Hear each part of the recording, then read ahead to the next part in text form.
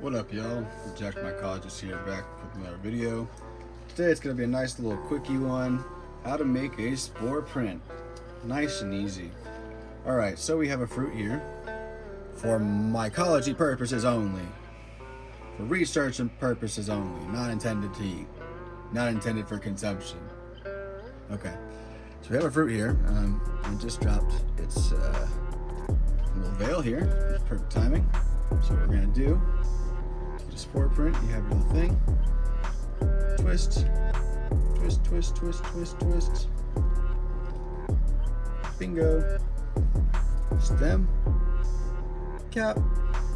Alright. Now it's going to have all nice juicy spores in there and all that. Alright. Plop it on your foil here. I have a sheet of little nice sterile foil squares here. It's great. So either way, have one of those down here.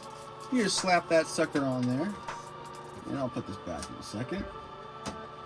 And then you grab the nearest container, really, of anything, any kind really works.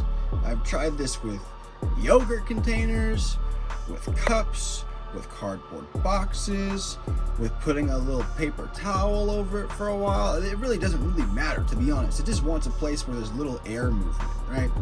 And it's nice and dark and it's all, yeah, ooey gooey. So right here I have a box. In my scenario today, I'm gonna use a box. Any old box works. Put it on the thing, right? And that's it.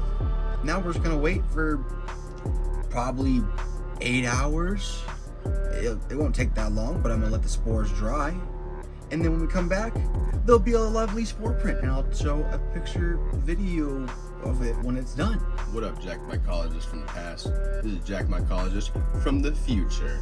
It's the day after, it's the morning. I'm a little sleepy, but you know what probably isn't? These spores. So let's take a look. Just as we left it. Alright. Take that off. You got your little cap. Mycology purposes only. And look at that. A nice spore print. Nice. So now, we'll leave that to dry, and then we'll put that in a little bag or frame it or whatever, but we'll do something with it.